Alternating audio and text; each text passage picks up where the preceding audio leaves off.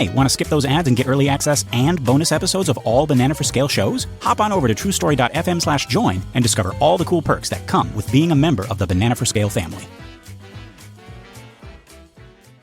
Coming up on The Devil's Details, Abaddon all hope, ye who enter here. Revelation chapter 9.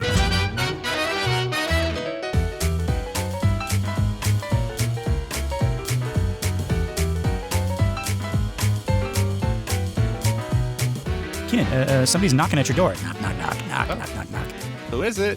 You see two gentlemen dressed in suits. Excuse me, sir. Do you have time to talk about our Lord and Savior Abaddon? By the way, we notice you do not have the mark of God on your forehead. Let's start over. Hello. We are two obviously human entities, as you can see from our human faces. Yeah, are you like locusts with human faces? What? No, I have never heard of locusts. Locusts have locust faces. What are you even talking about? And these scorpion stingers poking at the bottom of your suits? Those are stylish belts. Do you not keep up with the current fashion? The current fashion where? Where are you all from? Hell, Michigan? It's a place. Look it up. Or better yet, let us into your home and we'll look it up on your computer. I'm not going to let you on my computer. Well, that's okay. We can check it on your phone. What do you human beings want with my phone? We just... what does any human being want with a phone? Pornography. Exactly. He looks down... looks down on his clipboard. It's like, yes, that is what all humans want. But yes, let us go into your home and take off our very uncomfortable shoes so that we may sit and talk about pornography. Why are your feet so... It's like you've got 3 legs in each shoe here. It does feel that way whenever you try new shoes on, doesn't it? And then he elbows his partner, who has been silent this entire time, but he's like he's foaming at the mouth, he's drooling, and just staring at you. But yeah, he elbows this. It's like, this guy gets it. Am I right? Am I right? Anyway, we were just passing by, and we wanted to share the good news about our Lord and Savior Abaddon, who is going to fix all the shoes. Shoes? For all the people. Well, that does sound like good news. And then he looks down on his clipboard again and back up. Free pornography. Anyway, just let us in so we can sting you. Yes. This is a sting operation. Get it? Oh, that's fun. I like it. Come on it. Good morning, Star, and welcome to another episode of The Devil's Details, a show where we dig up, decipher, dissect, and deconstruct the many forms of the devil. One of my names is Lester Ryan Clark. And I sometimes go by Keenan Diaz. And we're just two lost souls hitchhiking down the highway to hell. And, well, we've been driving down this road quite a while, and our windshield is getting a little messy, I would say, Keenan. We got a whole lot of bugs on this thing. And they all have human faces, which is weird. That's weird. That's not unsettling. It's just kind of weird. Yeah. Why? Okay. This made me think of The Fly, as you know, religious writings often do. The Vincent Price, The Fly. Yes, the Vincent Price, The Fly. And I remember being fascinated by it and wanting to see the fly's face. And when I did, I was like, oh, that's pretty cool. That's cool. Like a guy with a fly's head, right? And then the movie did a gut punch, did a like surprise sucker punch on me by continuing and taking us out into the yard where you just hear this little help me, and then you see a fly with a man's head being menaced by a spider, and then Vincent Price. Wait, was it Vincent Price? Yeah, he's the one who comes he picks up a rock and kills both of them.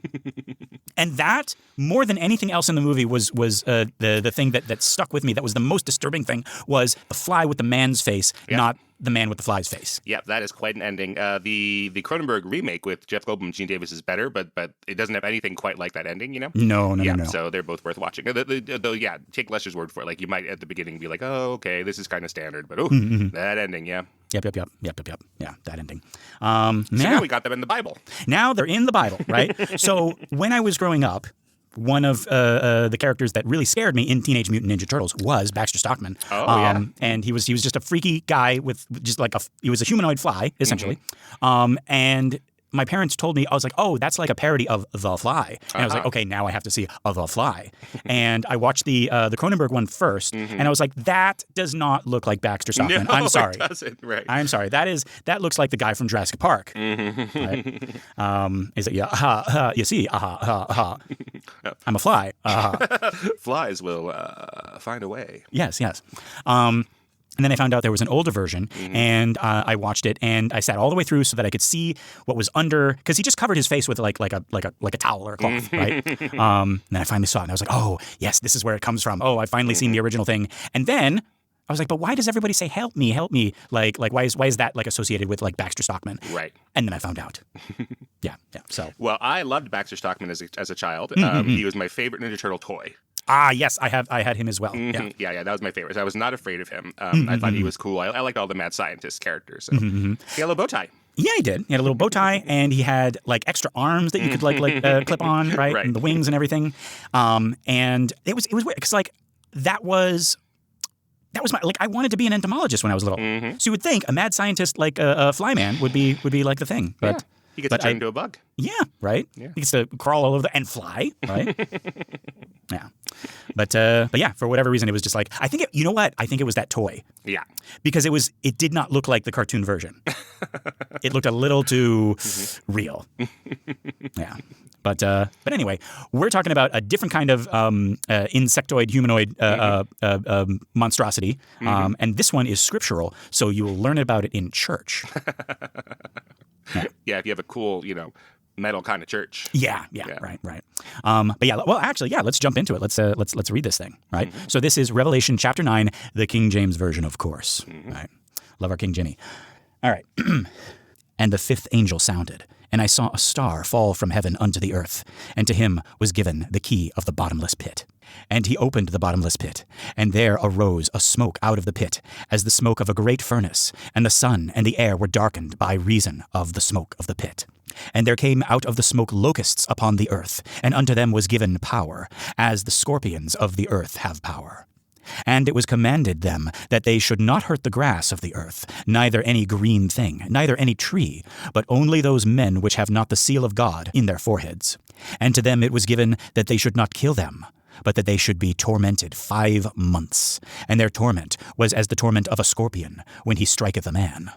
And in those days shall men seek death, and shall not find it, and shall desire to die, and death shall flee from them. And the shapes of the locusts were like unto horses prepared unto battle, and on their heads were as it were crowns like gold, and their faces were as the faces of men. And they had hair as the hair of women, and their teeth were as the teeth of lions. And they had breastplates as it were breastplates of iron, and the sound of their wings was as the sound of chariots of many horses running to battle.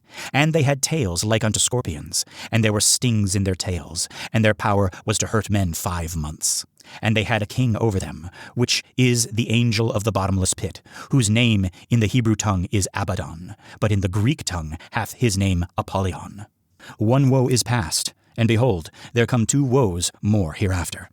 And the sixth angel sounded, and I heard a voice from the 4 horns of the golden altar which is before God, saying to the sixth angel which had the trumpet, Loose the 4 angels which are bound in the great river Euphrates. And the 4 angels were loosed, which were prepared for an hour, and a day, and a month, and a year, for to slay the 3rd part of men. And the number of the army of the horsemen were 200,000,000, and I heard the number of them. And thus I saw the horses in the vision, and them that sat on them, having breastplates of fire, and of jacinth, and brimstone. And the heads of the horses were as the heads of lions, and out of their mouths issued fire, and smoke, and brimstone. By these 3 was the 3rd part of men killed, by the fire, and by the smoke, and by the brimstone, which issued out of their mouths. for their power is in their mouth, and in their tails, for their tails were like unto serpents, and had heads, and with them they did do hurt. And the rest of the men which were not killed by these plagues yet repented not of the works of their hands, that they should not worship devils, and idols of gold, and silver, and brass, and stone, and of wood, which neither can see, nor hear, nor walk. Neither repented they of their murders, nor of their sorceries, nor of their fornication, nor of their thefts. Mm-hmm. Ooh, boy. Yeah, we're starting to get revelation-y. Yeah, is it hot in here, or is it... Wait, let me check. Oh, somebody left the door to the bottomless pit furnace open again. And we're not made of money. Yeah. Are you raised in Abaddon? Yeah. What was he say? Abaddon pokes his head. I was like, you're trying to heat up the old earth? Yeah. So far, we have been like, oh, this is not as bad as we thought, and it's very nice. And now we're getting to the point where God is making people suffer for 5 months in excruciating pain, and is not allowing them to die. Yep. There we go. Yep. Yeah. So we're let's see if a modern interpretation can turn this around. I don't know. But are you familiar with this part? I like. This is where it gets pretty metal, as you say, but I am less familiar with this part. How about you? Yeah, none of this was anything that I had heard in songs or movie titles. So. Yeah, I would be traumatized, I think. All this stuff, right? But also, like what you were saying before, like one of the reasons that people are saying that this doesn't belong in the Bible proper is that it is poorly written Greek compared to the other Greek parts of the Bible. Right. It's hard to speak to the English translation, you know what I mean? But if the English translation is anything to go by, it does kind of sound like a little kid telling you about a video game he was playing. Yeah, it's a little rambly, and then we're like halfway through some passages, and then he's trying to tell us like what had happened in the previous chapter, and then that's because of this. Remember that? And it's all over the place. And then I saw 4 horses in the vision, and I saw the ones that sat on them, and their breastplates were fire and jacinth and brimstone, and the heads of the horses were like lions, and out of their mouths issued fire and smoke and brimstone. And this is how the people were killed, by fire and by smoke and by brimstone, which came out of their mouths. And also they were like lions, and also they had hair like women, and also their faces were like men. And their power was in their mouth and in their tails, because their tails were like unto snakes and that had heads, and they hurt them with their heads. And this is how they make hurt. Yes, and that is how they. I mean, well, you're just saying it literally. You're just actually reading it. I was changing it a little bit. I think you worked too hard. Yeah. No, I feel bad for criticizing scripture, but then also I don't think this is scripture. But yeah, let's get into this. So, guys, chapter 9 contains 2 of those 3 woes that we were talking about, right? Announced at the end of chapter 8, right? And in popular interpretation, these are among the most terrifying judgments in all of Revelation, right? Yeah. So let's start with this 5th trumpet, right? The first woe. A star falls from heaven to the earth and is given the key to the bottomless pit, right? I didn't know there was a key. Right. In popular interpretation, this star is usually identified as Satan himself. So we did it. We got him. He's here. In our show about the devil, he finally showed up. Right. The stars are usually angels. Falling stars are usually angels. And so who else could it be, right? Yeah. There you go. Right. Unless it's wormwood. Or Jesus, who is the morning star sometimes. Yeah, right? Who else could it be? Aside from anybody else. Right. I'm excited because, our boy Satan has finally showed up, right? Just kind of like stretching and yawning. He's like, oh, what'd I miss? Right? Or it could be, it's also interpreted that it might be a fallen angel who serves Satan. I've not heard that. I've just heard Satan. Yeah. The bottomless pit is often interpreted as hell, right. Or at least the abyss where the demons are imprisoned. That would be hell. Wouldn't that? Well, but that's maybe it's just a hole. I mean, hell is not just some hole. Hell is a different place, right? Hell is a home. Right. The love here makes it a home. Yes. Right. Yeah. But yeah, when the pit is open, smoke pours out like from a great furnace, darkening the sun and the air, right? Often interpreted as like literal smoke from the pit rising to the earth. Then out of the smoke come these locusts, but they're not normal locusts. They are demons in locust form or demonic creatures that look like locusts. At what point, what is the difference? Yeah. I know. I'm defending like splitting hairs about. Oh no, it's not hell. It's just a giant bottomless pit where the demons are kept. Yes. Yeah. For punishment for all eternity. Yeah. Right. So is this hell as we know it, or is it part of Sheol, which we've talked about, or Gehenna? Right. Gehenna or Hinnom, as it might be known, or that might be like a different thing. Right. Yeah. Right. Or Hades, because Hades followed with. Well, no. Yeah. Hades followed with death, so it's not Hades. Oh. That's true. unless one Hades followed with death, the person Hades, and then this is Hades. But this Abaddon figure guy, right? Like that is a term, as we'll talk about. That is both a guy and a place. So it's one of those, like Hades is a guy and a place. Yep. So we got another one of those, right? But yeah, so okay, we got these demon locusts, right? And they have the power to sting like scorpions, right? Float like a butterfly, sting like a scorpion. Sting like a scorpion, right? And remember, again, back in Milton's time, right, they would say like serpent to mean any like long, weird thing, and scorpions were included as serpents. And I wonder if it's vice versa. I wonder if I wonder if like scorpion was an umbrella term for things as well. You know what I mean? Like anything with like a sting, at its tail. Right? Yeah. It could be a wyvern or whatever, right? Yeah, sure, right? Yeah. But yeah, so these demon locusts are commanded not to hurt any vegetation, which is unusual since normal locusts devour plants, right? Like that's what we know from the Old Testament and the plagues and everything like that, right? Instead, they can only attack people who don't have the seal of God on their foreheads.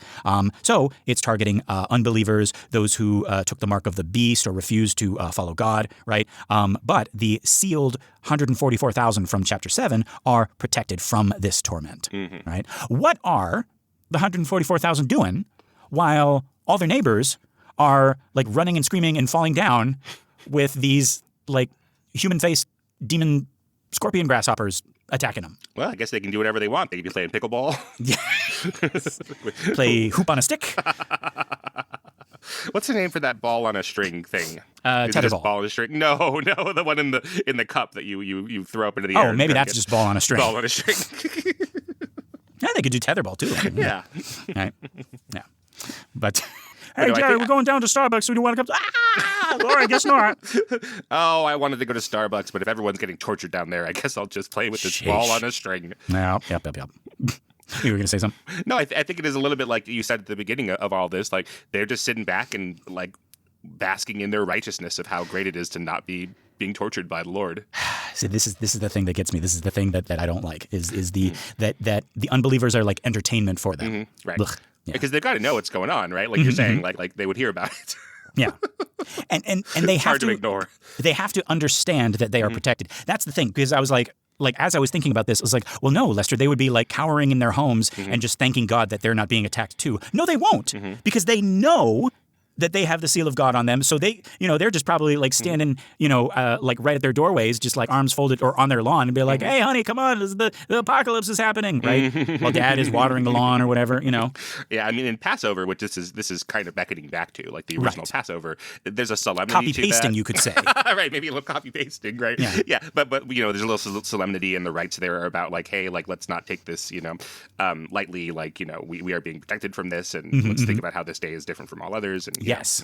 Yeah. Yeah, it doesn't seem like that here, right? It does not. It does not at all. No. Or maybe, I mean, I just can't get the like evangelist interpretation out of my head. I just see Kenneth Copeland, on his little lawn chair, right? Or no, his big lawn. He has like several lawn chairs that nobody's. Yeah. He looks like a little locust in that thing, right? Anyway, right? But yeah, so these locusts can't kill the people; they only torment them. For 5 months, exactly 150 days, right? So the torment is so severe that people will seek death, but they won't be able to find it. Death will flee from them. Now, that is actually in the English translation. Death will flee from them. Right. When I read that, I saw the image that Kyle posted in the group chat, right? Where you have the Grim Reaper, and it's obviously the Grim Reaper because he's got the scythe, right? And everybody's kind of following after him. Now, in that picture, it's more of like a conga line situation. It's the dance of death from the Seventh Seal. It's right? Yeah, exactly. From the movie The Seventh Seal, right? Right. But I couldn't help but envision, when reading this passage, people coming up to the fourth horseman, Death, as he's kind of like surveying his fourth of the devastation, and being like, "Death, help us!" and him like, "Whoa!" and just skedaddling out of there because like death will flee. And in some interpretations I've seen, it's death, capital D, death will flee from them, as if death is like locusts and then runs away. Right. But is that the same? I mean, it must be the same character that we've already been introduced to, like the one that rides one of the horses. Right, the man that sat on him was death, right? Yeah, if it's capitalized. If it's not, then death will flee from them can just be interpreted as like the only sensible way you can interpret it. As in, they won't be able to die. Right. Right. Yeah. Death will flee from them. Suggesting that people will try to kill themselves, but will be, well, I don't know, like supernaturally prevented from dying, right, during this 5-month period. Right. But as Bart Ehrman, who I've been reading, talks about, it's also that they are calling out for death, like calling out for mercy. Again, like the Lord is mercy. The New Testament Lord, Jesus, is mercy. Yes. And this Jesus seems to not want to hear, the calls for mercy. Right. Which is not consistent with the Jesus of the rest of the New Testament. Absolutely. He is mercy. Yes. That is the personification of mercy, of like the love part of God. Right. Yeah. So this is the one we're getting to the bits where like we can see why people didn't want to include this in the Bible. Yeah. But let's look at these locusts a little bit more because they can't turn away. I know, right? Yeah. that's the thing, right? It's like a magic eye poster that pokes you in the eye with a little scorpion tail. But yeah, usually taken 100% literally, that they look like horses prepared for battle with crowns of gold on their heads, faces like humans, hair like women. What does that mean? I don't know. If you're taking this absolutely literally, hair like women would be hair like men also. Right. That's what I thought, right? Yeah. I mean, so like in in all the Jesus movies, Jesus had long hair. They all have the same length of hair, right? Yeah. So I don't know. Yeah. So hair like women, teeth like lions, iron breastplates, right? Wings that sounded like chariots. Keenan, I got a confession to make. I don't know what a chariot sounds like. Kind of like.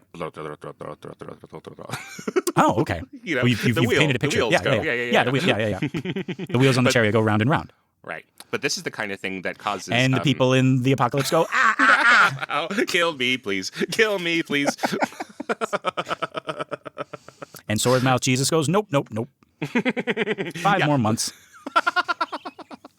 But this is the kind of, ambiguous, weird coded imagery that gets people like in the late Great Planet Earth thinking that this must be modern weapons of war, like helicopters and tanks and stuff like that, not chariots. Yes, exactly. Yeah, some modern interpreters have tried to identify these as military helicopters, like the whirring of the rotor blades sounds like locusts. But guys, the book says the locusts sounds like chariots. So you can't say it's helicopters because the helicopters sound like locusts, because these locusts don't sound like locusts. They sound like chariots. Yeah, this is not your grandfather's locust. No. It looks like your grandfather. It has his face. That's what they're saying. Yeah, the helicopters, right? And and the tail of the rotor could be like the sting, right? Right. Others say, nope, these are literal demonic beings that are going to come out of hell with faces like humans and sting us to death, right? Well, it sounds like a demon from hell. Yep. Now, okay, question, Keenan. If you and I are present when the apocalypse happens, and this actually happens, and the door of the bottomless pit opens, and these guys come flying out, I don't think it's been specified.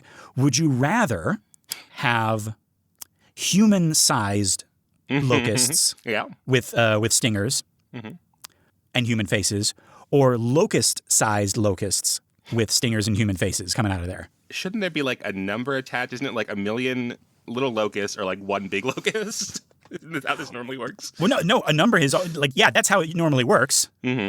But we're not doing that.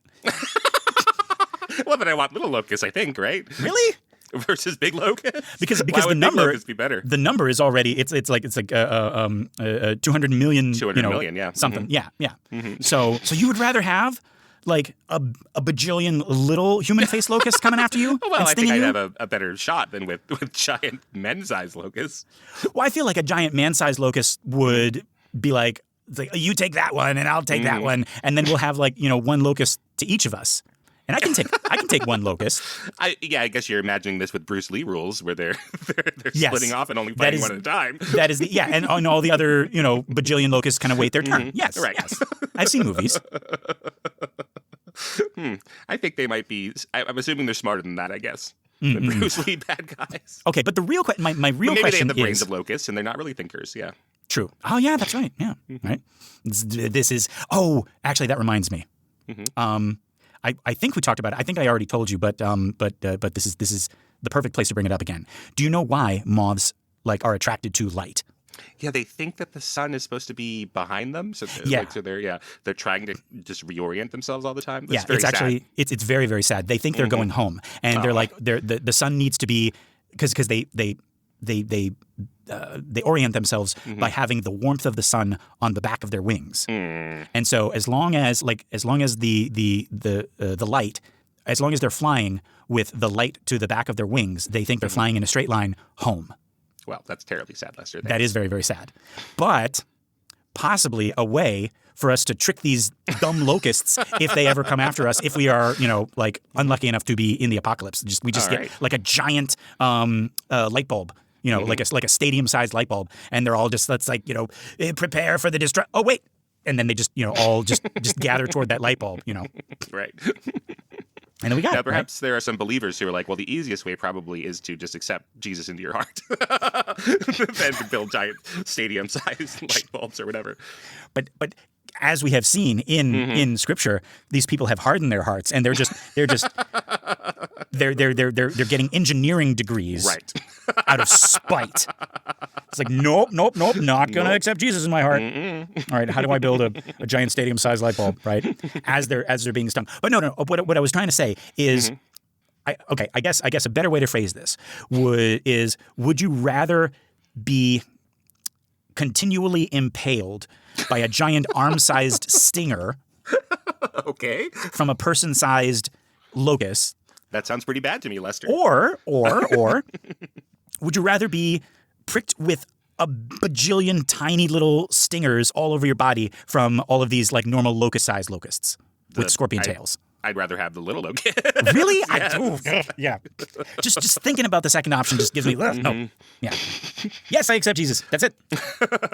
Engineering is too hard anyway. Yeah, it's too late. Yeah, too late. No, I'd rather have little tiny Baxter Stockmans than one big Baxter Stockman. Wow. Wow. Okay. All right.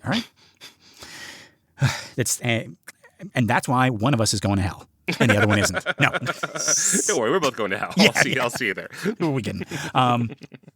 But okay, let's talk about this guy Abaddon, right? Abaddon in Hebrew and Apollyon in Greek, both meaning destroyer. It's epic metal, right? So, folks, this might be. Can you give me a little church lady there, Kenan? Could it be Satan? That's what I'm thinking. I'm thinking our boy is finally here, showed up in chapter 9, right? Better late than never. Fashionably late, you might say. All right. Yeah, so that's what they're thinking. It's either Satan himself or a high-ranking demon commanding this demonic army during the tribulation, right? But wait a minute, yeah, because Satan is supposed to be the red dragon, isn't he? He's the red dragon. He's or the beast, isn't he? Or he's. Oh geez. There's two beasts. It must be Satan. Yeah, must be. But okay, after the first woe passes, this is the first woe. We still got more. The sixth. That's a hard word to say. You know what I noticed? British folks say sixth. Sixth. like they're saying like SICKTH. Sixth. Like if you watch British TV, because I watch a lot of British stand-up comedy and stuff, and they always say sixth. Well, that does sound easier, except to train our American tongues after it. Right, easier but wrong. I'm just gonna say, but yeah, okay. So yeah. This is the sixth. I'm gonna say it. The sixth. I'm gonna try to bring it here. Right, the sixth trumpet. Sixth. Yeah, the sixth. Hold on, you gotta let me. I see what you're doing. Okay. Okay. This is the audio version of that awkward high five. All right, let's try it again. Right after the first woe passes, the sixth trumpet sounds. This is the second woe. A voice from the golden altar. Right. This is the same altar where the prayers of the saints rose in chapter 8. Right. Commands the sixth angel to release 4 angels who are bound at the river Euphrates. Right? In popular interpretation, these are four extremely powerful demons who have been chained at the Euphrates River waiting for this exact moment. They have been prepared, quote, for an hour and a day and a month and a year, right? Meaning God has a specific predetermined time for their release, calculated down to the exact hour. I have never heard of these Euphrates angel demons. Have you? No, this is my first time encountering them. Yeah. And I'm not a betting man, but I'm willing to guess that Revelation is the only place that they are ever mentioned. Right? Just like a lot of those demons in the Testament of Solomon make an appearance only in the Testament of Solomon. Right. Right. This is turning into the Testament of Solomon. Can you tell, folks? But like a less funny version. Right. But yeah, so when these angels or demons, I guess, are released, they command an army of 200 million horsemen. Yeah, but it is they make us do the math first. 200,000. Yes, 200,000. Right. Again, going back to that little kid telling you about a game. It's like 200,000. Right. And then the other kid is like, well, I have 200,000 plus one. Yeah. And then the first kid is, Mom! Yeah. But no, some interpreters in the 70s and 80s claimed that this 200,000 or this 200 million was China's army. Since China was the only nation that could theoretically field an army that large. Others say that it's a demonic army, not human. Still others suggest that it could be a coalition of all of the Eastern nations. Yeah, so the description of this army is taken either as literal or as John trying to describe modern military technology he doesn't understand. Okay. Right? So the riders have breastplates of fire, jacinth, and brimstone. So that's fire. Jacinth, I guess, is blue, and brimstone is yellow. Right. So possibly like tanks or military vehicles with these colors. The horses have heads like lions, and out of their mouths come fire, smoke, and brimstone. This could be like tanks with cannons, flamethrowers, some kind of like futuristic weaponry. And then 1/3 of mankind is killed by this army, right? That's billions of people dead. This is the most devastating judgment yet, right? The fire, the smoke, the brimstone from their mouths are killing agents, right? Their tails are like serpents with heads that hurt people, possibly describing some kind of like a weapon system or something. Yeah, right. Now, the Euphrates River is significant because it was the eastern boundary of the Roman Empire and represented the frontier between civilization and the quote-unquote barbarian hordes. In modern prophecy, it represents the eastern nations, China, possibly Russia, invading from the east. Dried up to allow their passage, as we will see in later Revelation. Yeah, the late Great Planet Earth has a big section about that, about how it is these armies from Russia and China partnering with Ethiopia and all sorts of crazy stuff like that. But it's still like China coming over land, which is insane. That's not if China were to invade the Middle East, I don't think they would go all the way over the Himalayas, for instance. No. Yeah. But yeah. And if that did happen, this book is saying that people are still going to fail to repent. Right. They're looking at this and being like, nope, this is fine. This is fine, right? So our chapter ends with a sobering note. Despite all of these judgments, the demonic locusts, the 200 million army, 1/3 of humanity killed, the rest of the people still do not repent. They continue worshiping demons and idols made of gold, silver, bronze, stone, and wood. They continue in their murders, their sorceries, their sexual immorality, and their theft. Right? Did you say fornication? I said sexual immorality. Okay, yeah. Gotcha. Yeah. It is a... Excuse me, sir, do you have a moment to peruse our menu? This is just this little drop-down tab. You have sexual immorality, fornication. Yeah, if you call it fornication, I'm in. Yeah. And below that is blasphemy. And then there's a little sub-tab, naughty blasphemy. What's the difference between right? But yeah, overall, right, in the popular framework, chapter 9 shows the tribulation intensifying, right? Remember the first 4 trumpets, they were natural disasters, right? Like earthquakes and famine and, and stuff like that, right? The 5th and the 6th trumpets, the 5th and the 6th trumpets, these are supernatural, demonic, possibly military, right? The sealed believers are protected from the demon locusts, but will face the challenges of the 6th trumpet's warfare. Right? In popular belief, these are literal future events that will happen during the 7-year tribulation, demonstrating both God's power to judge and humanity's stubborn refusal to repent. Right. So yeah, so that's the popular interpretation. What do we think of that? Pretty open and shut. Yeah. Yep. Open and shut case, Your Honor. Yeah. Your Honor, these locusts are like air to me. Yeah, they have human faces. I mean, like how can we not identify with them? Yeah. Anyway. Okay, but let's take a look at what scholars and historians and linguists have decided about this chapter. Right. So again, chapter 9 continues these trumpets series with the fifth and the sixth. With the fifth and the sixth trumpets. Right. The first two of the three woes announced at the end of chapter 8. These are, again, apocalyptic visions using heavily symbolic imagery drawn from the Old Testament. Again, have you noticed, right? A lot of this stuff is copy-pasted from the Old Testament, right? And they are the most complex in Revelation, right? So let's look at the fifth trumpet, right? When the fifth angel sounds, John sees a, quote, star fall from heaven unto earth, right? Notice it says the star had fallen, right? This is the past perfect tense in Greek. Right? So this is something that already happened, not something that John watches happen. Okay. And that is something that you only get from the Greek because in the English translation, it's present tense. Like I saw a star, like just fall from heaven, right? Okay, but I want to talk about this star, right? So we say this star, but then we give it a pronoun, we give it a him, right? Right, not it. Right, yeah. So obviously this is a being, right? And this is where people are like, oh, this is the devil, the star that falls from heaven down, and that's Lucifer, right? Right.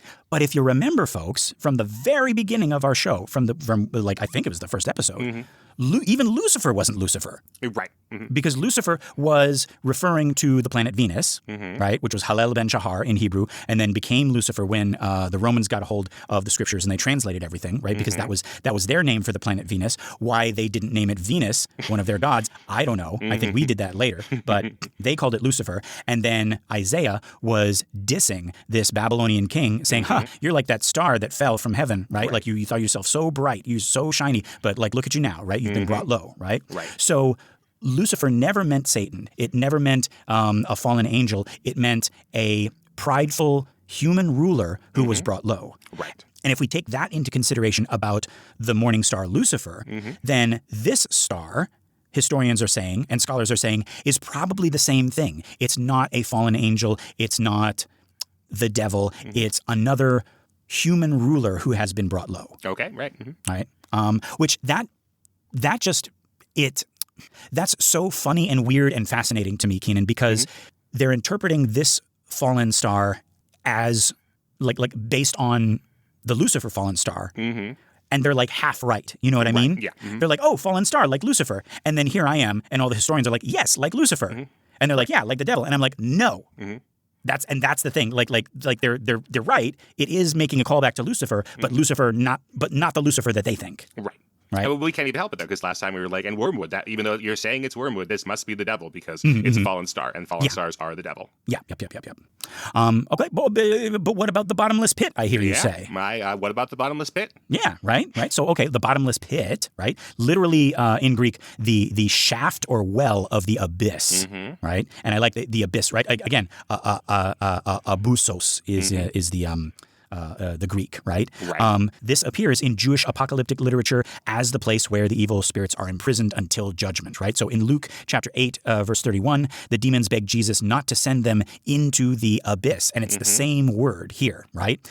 In Romans chapter 10, verse 7, it is the realm of the dead, right? Yeah, and then the Greek apparently is a translation of the Hebrew version, which is, I forgot to learn any Hebrew whatsoever, but... either Sheol or Gehenna? No, this is Tehom, which is the deep or the void, and Sula, which is the sea deep or the deep flood. So it's translating those two things. So we're going to hear that's where Jonah falls out of the whale, I believe, and this is also a name for like sea monsters. So yeah, so it is again to us it sounds like hell, but it is some other thing. It is an oceany sort of darkness.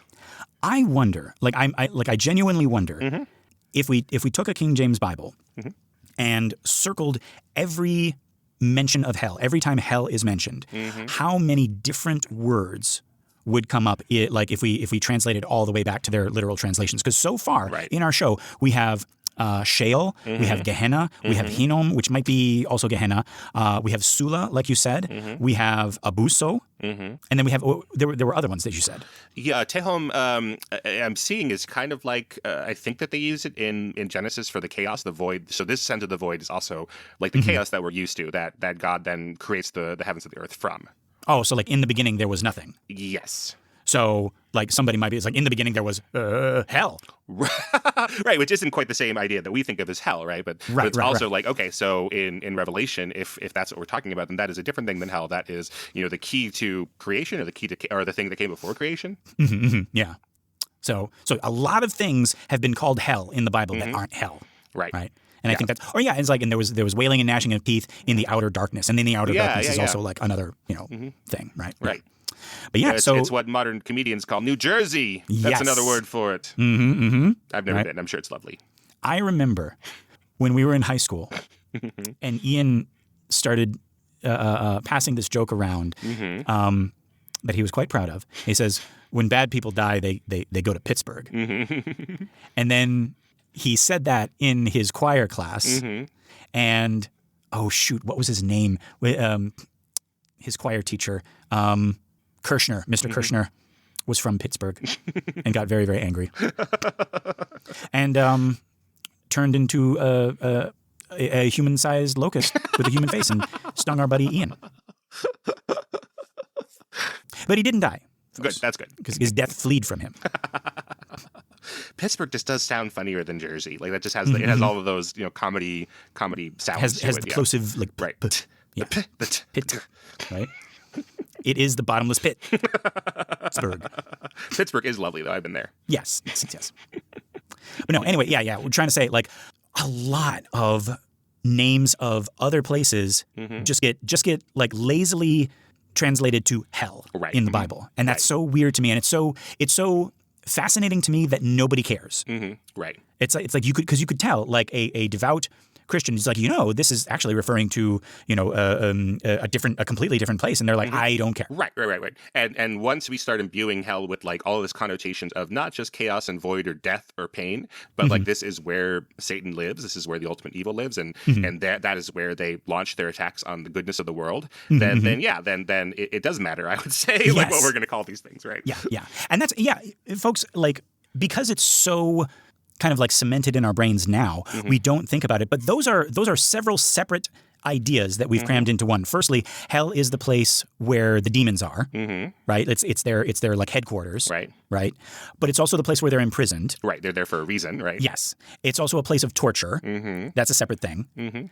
And it's the place where you go when you die, if you are bad. Right?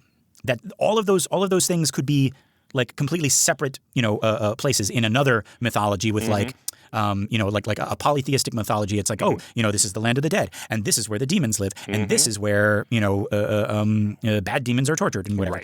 And I mean, if we remember, like that's kind of how it was in early Christianity. Remember back in the Testament of Solomon, we believed that the demons were in the sky; they were of the air, right, like in the firmament, right. And then our buddy John Milton smashed them all together. It's like, well, yeah, they're in hell, but sometimes they live in the air. Don't ask me questions. Yeah, I know Galileo. Ask Raphael the questions. Yeah, right. He's just going to tell us about angels pooping. I don't know. No. But yeah, okay. Well, let's look at this smoke and darkness, right? So when the pit opens, smoke rises, quote, as the smoke of a great furnace. This echoes Genesis chapter 19, verse 28, right? The smoke of Sodom and Gomorrah rising like a furnace, right? Also echoes Exodus chapter 19, verses 18, right? Mount Sinai covered in smoke because the Lord descended on it in fire, right? So the sun and the air are darkened by the smoke, right? This continues the pattern of the fourth trumpet where light was diminished, right? Darkness represents chaos, confusion, the absence of God's order and clarity, right? So now out of the smoke come locusts, right? Acrides, right? That even sounds onomatopoeic, like you know how words, they just sound like the thing, right? Like locusts sounds like locusts, right? Yeah. Does acrides sound like the sound they make with their little mouthpieces? Yeah, like acrides. or just like when there's like a billion of them, it's like acrides, right? Yeah. But okay, to understand what John is doing, we need the Old Testament background. Locusts appear in two major contexts. We already mentioned the first one, right? There's the eighth plague on Egypt in Exodus chapter 10, verses 12 to 15, right? Quote, "The Lord said to Moses, stretch out your hand over the land of Egypt for the locusts," right? "They covered the face of the whole land so that the land was darkened, and they ate all the plants," right? So this was devastating, right? Locusts could strip a region bare in hours, right? Second, and more importantly for John, there's Joel chapter 1 and 2. So Joel describes a locust plague, but it uses, again, the apocalyptic imagery for an invading army, right? Quote, "A nation has invaded my land, powerful and without number. What the cutting locust left, the swarming locust has eaten. They have the appearance of horses, and like war horses, they run. As with the rumbling of chariots, they leap on the tops of the mountains, like a powerful army drawn up for battle. They do not jostle one another. Each marches in his path." But yeah, so John is drawing directly from Joel's imagery, right? These aren't literal biological locusts. They're an apocalyptic symbol for a destructive force, described with military imagery. I haven't read Joel. I don't think I even knew that was a book of the Bible until today. But like that excerpt that you're reading is clearly metaphorical, right? Like they're both running, and the thing about locusts, they swarm, they jump, they fly, but they also run like horses. But then in Revelation, for whatever reason, you just don't want to read it as metaphorical. You want to read them as like real 6 foot tall locusts with faces, right? Right. Or like I want to imagine, because it's scarier, a bajillion tiny locust-sized things with human faces. Right. Yeah. But no, I mean, like, and they've all got individual names, and they're telling you their name, and you can't remember them. Yes. And all of their names are Tony. Pleased to meet you. I'm Tony, and this is Tony. This is Tony. I'm Tony. This is my cousin Tony. Yes. We come from a long line of Tonys. And then you're like, "Oh, nice to meet you, Tony." He goes, "No, that's Tony. I'm Tony." Don't you listen? But it's like in Locust, it's very different. Right, it's very different. It's but insultingly different. You don't have the mandibles to differentiate, so we just say Tony. But if I said, okay, all right, so my name is, and this is, but it sounds like Tony. And he's kind of like smiling to you, like doesn't it? Yeah, you can never tell if they're joking or not. Yeah. They're having the piss with you. Yeah. They don't. They're trying to adopt human humor, but it doesn't. Right. Yeah, but their trouble is they listen to podcasts. Yes. That's the best they could do. Because it resembles the buzzing that they make. It's like, oh, these guys get it, right? Yeah. But no, they'll be like, take my wife to the hospital, please, because she's been terribly injured. That's funny. Right. I'm like, no, that's horrible. It's like, oh, sorry. Oh, sorry. Squarespace. Get all your website needs with Squarespace. They can't tell when the ads begin. That's right. And they bring it up before you do. It's like what? Am I going to get canceled? It's like, no, you haven't. No, we don't. Like, you have to tell a joke before you get canceled. Right. What? Yeah, you can't say anything anymore. That's his opening. He just comes out onto the stage. He's like, geez, tough crowd. They'll get it. I mean, they have, what did we say, 5 months? They got 5 months. Thank you. Thank you. I've been Tony. Remember to use my offer code. For 1 free month of shipping. Yep. What are they like? Family humor. Okay. My 600 kids came home from school. And they left the door open. Don't you hate it when that happens? Boy, my mate isn't a good homemaker. We were having an argument after making love, and she bit my head off. No, really, she did. Because that's what we do sometimes.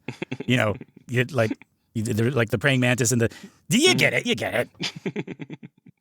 Anyway. But no, I never actually thought of, then you think about it for just a second, and it makes so much sense.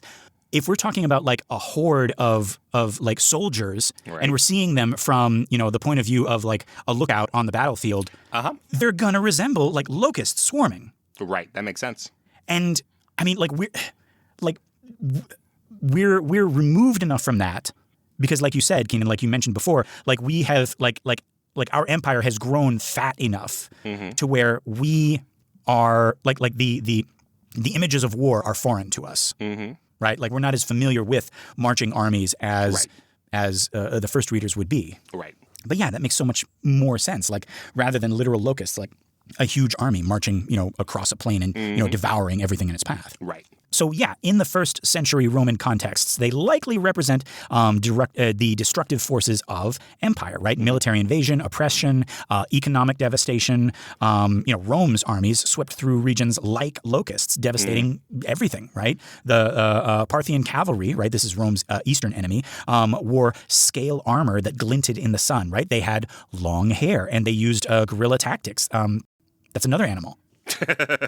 No. Guerrilla tactics, so they could represent a specific threat that John's audience faced, right? They cannot hurt the sealed, right? So crucially, right, in verse 4, these locusts are commanded, quote, not to hurt the grass of the earth, either any green thing, neither any tree, which is exactly opposite of what normal locusts do, right? Instead, they can only attack, quote, those men which have not the seal of God in their foreheads, right?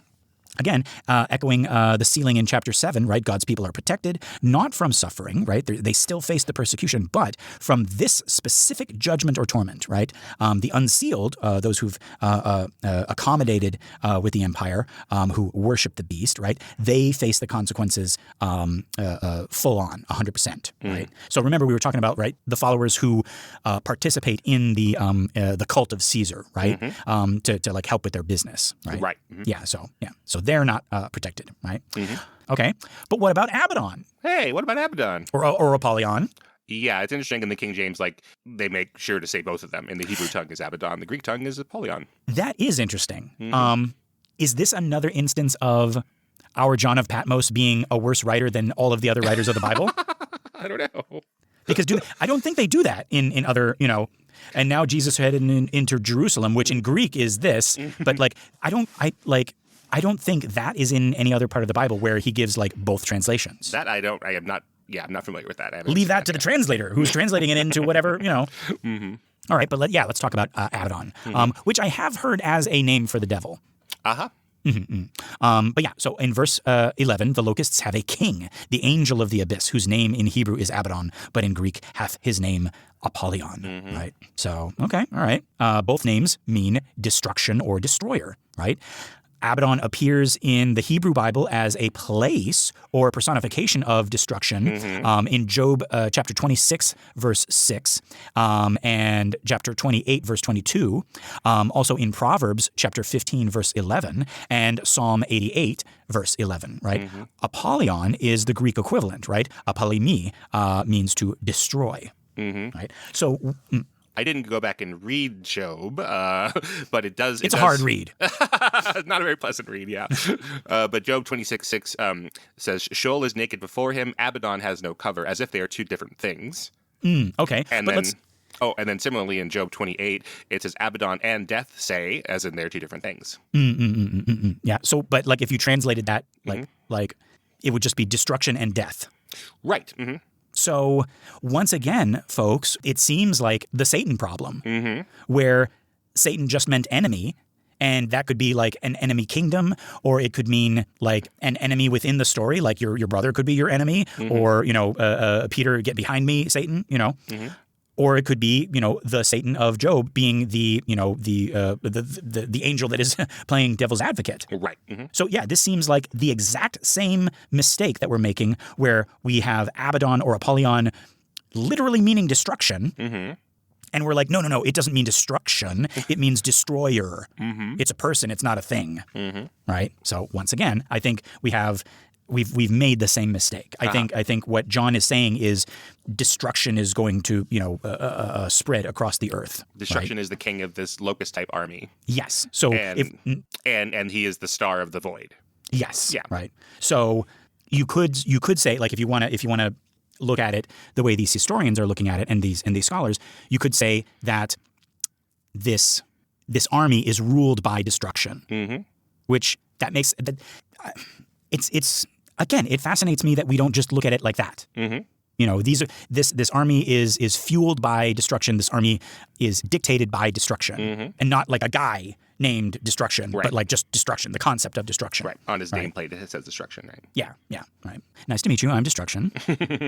Oh, nice to meet you. I'm Tony. Yeah. Oh, it's nice to meet you, Tony. Who's your lovely wife? Oh, that's Tony.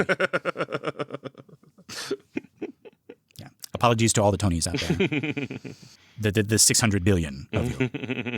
But I think we also got to mention, right? Obviously, Apollyon sounds very much like Apollo. Yeah, sure does. Right? The Greek god who was one of the patron deities of the Roman Empire, right? He was associated with the sun, with prophecy, and he was honored by multiple emperors. Nero particularly identified with Apollo by calling the king of the locusts Apollyon. John may be making a pointed critique, right? The god that Rome worships is actually a destroyer, right? The empire's divine patron is the angel of the abyss. Aha. All right, but what about these angels? What about these Euphrates angels? We keep adding angels, and it gets a little annoying to me. Have you found that? Because they're also numbered, and then we're allowed to keep track of the 4 angels from before, and then these angels, and yeah. And they're not like the same, because like there's angels with trumpets, but then there's angels of the abyss, and then there's trapped angels of the Euphrates River. Right. Right? And then remember, folks, this all started when Swordmouth Jesus was like, send this to the angel of this church, Right. and the angel of this church, and the angel of this church. So which one means messenger, like a guy, like a bishop, and which one means like angelic being? Right. Right? And which one means demon? But yeah, so we got this sixth angel. I can't come into the apocalypse today. I'm a little sick. Oh, you got that plague that's been going around. Yeah, them summer plagues are the worst. But it's annoying to call him the 6th angel when he is. There have been so many angels, yes. So I don't know which 6 we're starting from. This is the 4 that went from each corner of the globe, and then there's a 5th and a 6th. Like no. These are the 6 of the 7 who are blowing the trumpets. Yes. So these. God, damn it. All right. Well, at least I'm glad I came to that eventually. Yes.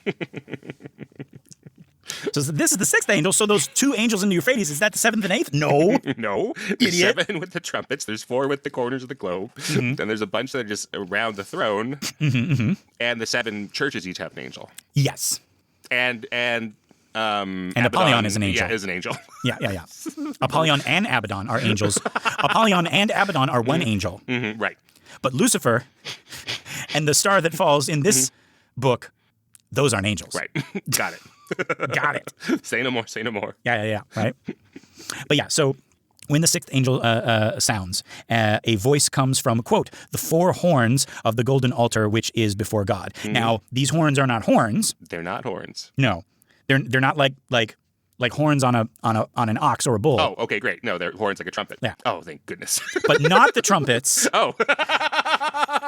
That are blown by the angels. I like that. Like, no, Keenan seems to think he understands this too well. Let me make sure he knows he does not understand this. Yeah. But yeah, the voice commands like, release the 4 angels who are bound at the great river, Euphrates, right? So, okay, Euphrates is hugely significant, right? It was the eastern boundary of the promised land, right? This is Genesis chapter 5, Deuteronomy, verse 18, Deuteronomy chapter 1, verse 7, right? It was the border between civilization and the threatening powers beyond. So like Assyria, Babylon, Parthia, right? They all come from beyond the Euphrates, right? So in Roman times, the Euphrates was the frontier between Rome and Parthia, right? Rome's most feared enemy. So releasing the 4 angels, quote unquote, bound at the Euphrates suggests unleashing the forces beyond the frontier. So once again, we're talking about invasion, war, chaos. These angels have been, quote, prepared for the hour and the day and the month and the year, right?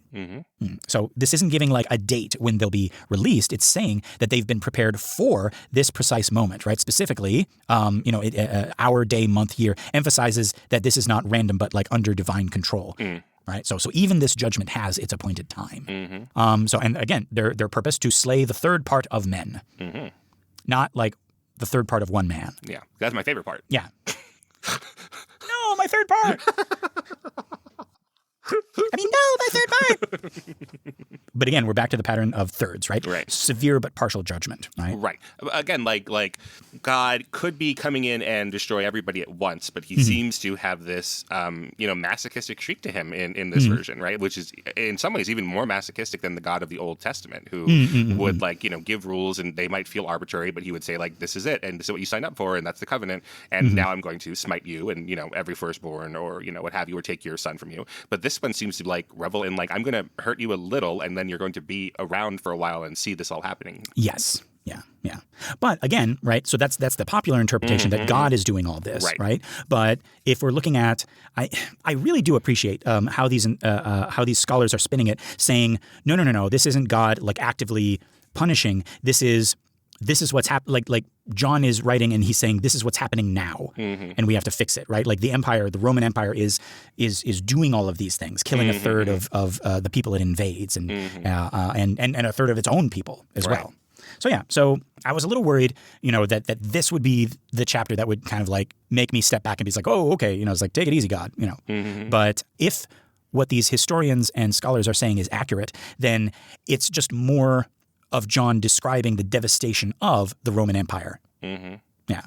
And now, Keenan, the idea that people will still be like refusing to repent makes a little bit more sense to me as well. Okay. Remember we were talking about, it's like you mean like as they're being stung by a million tiny little, human-faced locusts, they're like, nope, right? Or like one, I guess, human-sized giant locust, like impaling him through the chest, and just him, just at Arby's or whatever, being like, this is fine.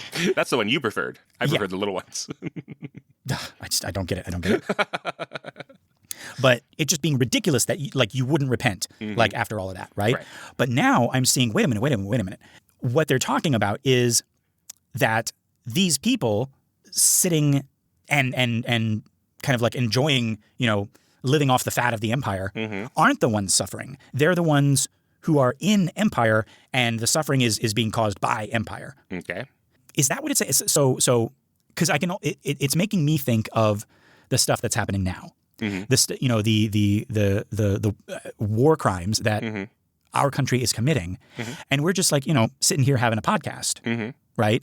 And at least half of the country is like, no, that's not happening, or it's happening for a good reason, and we still support it, and we're not repenting, we're hardening our hearts, right?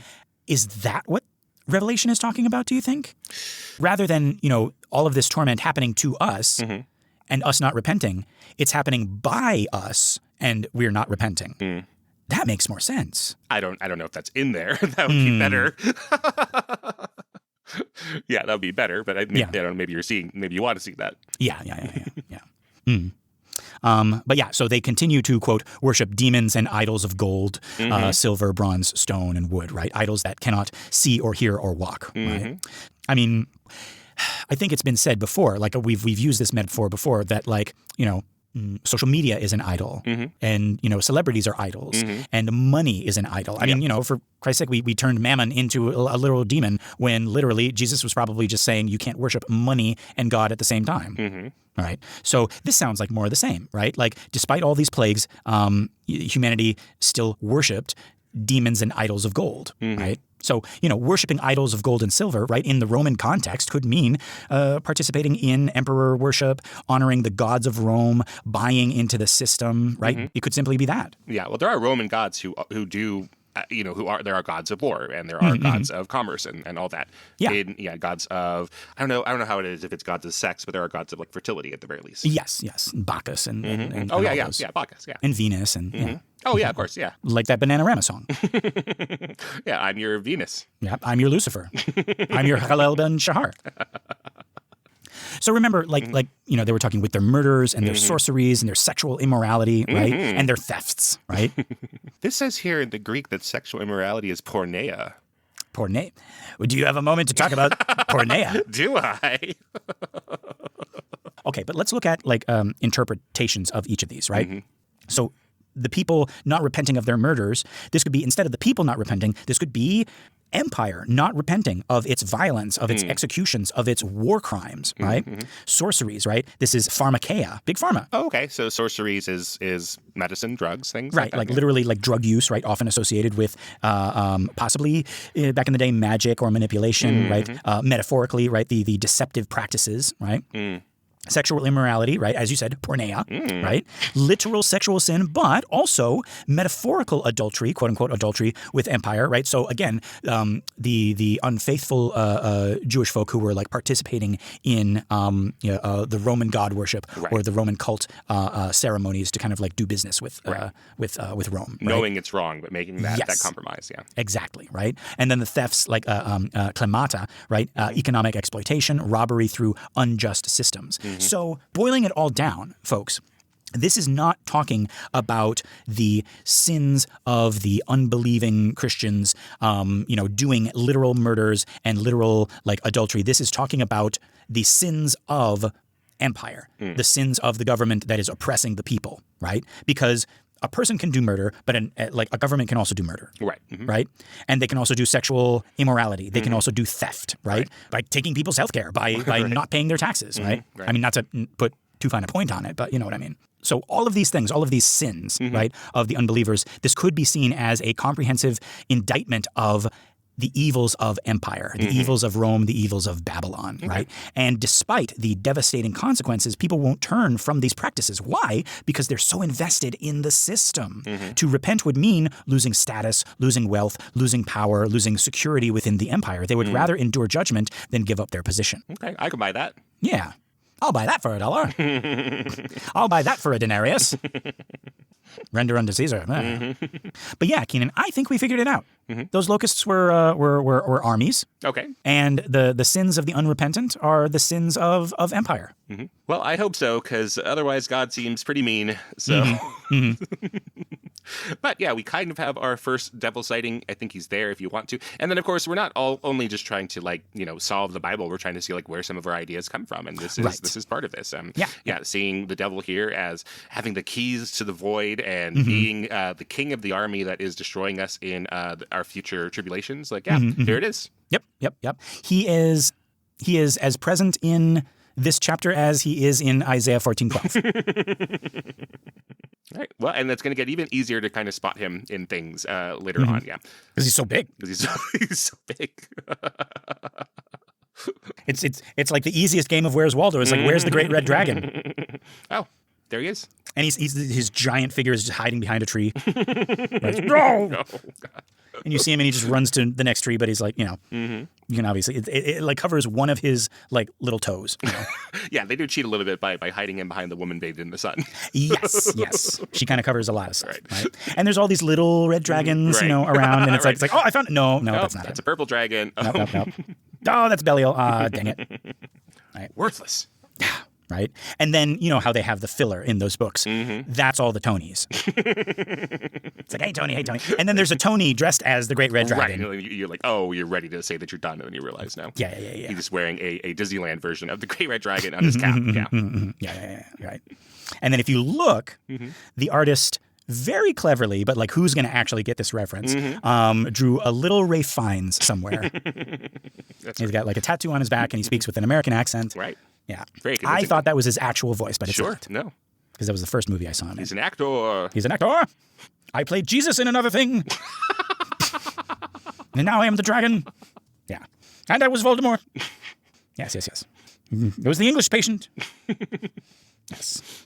Anyway, folks, this has been another episode of The Devil's Details. I've been Lester Ryan Clark. You can summon me on all the socials as Lester Ryan Clark. And I've been Keenan Diaz, and you can invoke me on Letterboxd and Instagram at Howdy Keenan. Find more of our shows and other really cool podcasts at truestory.fm, or you can drop us a message at Banana for Scale Mail, that's MAIL, at gmail.com. We got our Facebook listener group, Banana for Scale. That's a community for all of our shows, including this one. It's a private group, but just request to join and we'll let you into the Infernal family. If you want more, consider joining us at truestory.fm/join and look for Banana for Scale. That's us. You get bonus episodes of all our shows, access to our Discord, and you get your episodes a week early. Pretty cool, just $5. Wouldst thou like to live deliciously? We're not even asking for your souls. Just give us a 5 pentagram rating on iTunes or Spotify or wherever you listen to our show. That and sharing the show by word of mouth or on social media is going to help our little podcast grow and find more cool people like you.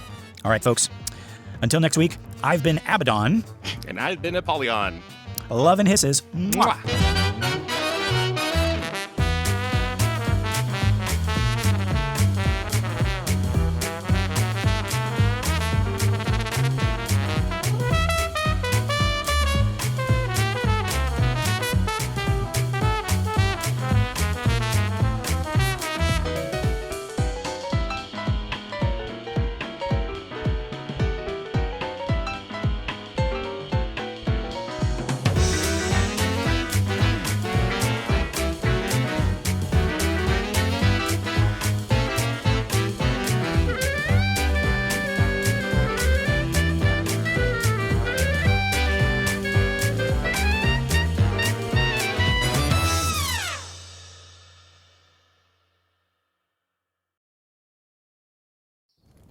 Have you ever wanted to dive deeper into the horror movies you love?